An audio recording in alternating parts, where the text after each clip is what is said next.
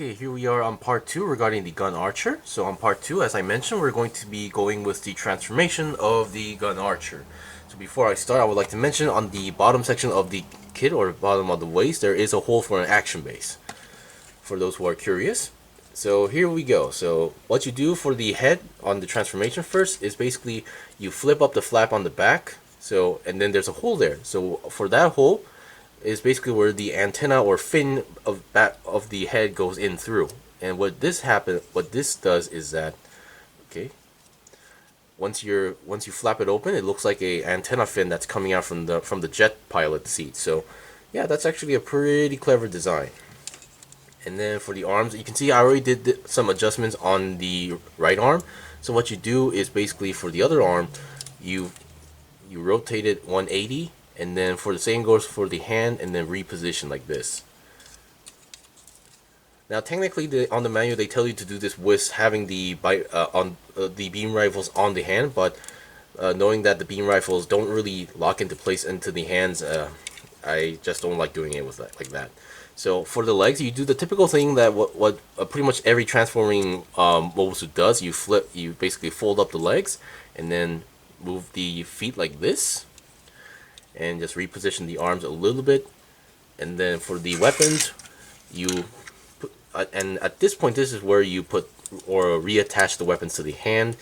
Once again, just plug them in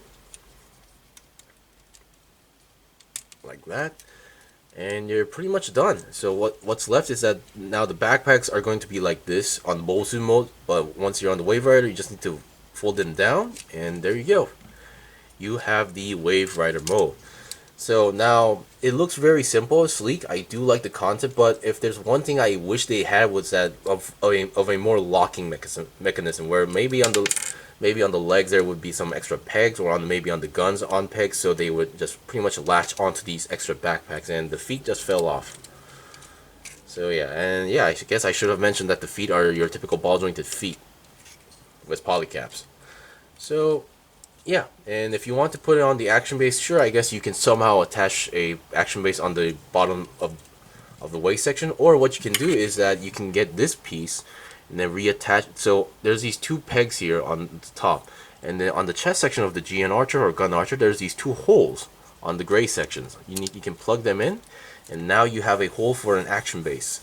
So what you can do is that maybe, yeah, this is the Tamashi Stage Act 4. Not the ideal action base, but it still works on most cases. You can plug them in, and there you go. You have the GN Archer. Oh, actually, you know what? This is actually a bad idea. So let's just use this, for example. You can plug it in, and there you go. You have the fighter mode of the GN Archer. So you can see it looks pretty slick. I do like the design of it. Of course, I just wish there was a more locking gimmick on here and there, so nothing would be like wobbly. You can see the guns are pretty wobbly, and yeah, you just need to fiddle around with it for a while, but you get the general idea of it. So yeah. So, and then yeah, as I mentioned, these parts are a sticker, or I wish at least if they're going to use a sticker on like the cockpit section, I really wish they would, like, okay, you put a sticker there and then you put a clear piece on top just to make sure the sticker doesn't peel off on the long term. I just wish there were just more stuff like that, but no, they always just, for the HG kits, they just always go with such style. So yeah, on the Waverider mode, there's not much you can do since like it's supposed to be like this. And then if you have the Arios Gundam, you can transform that as well and then attach this to that. But since I don't have one yet, I'll show you guys that demonstration in the near future.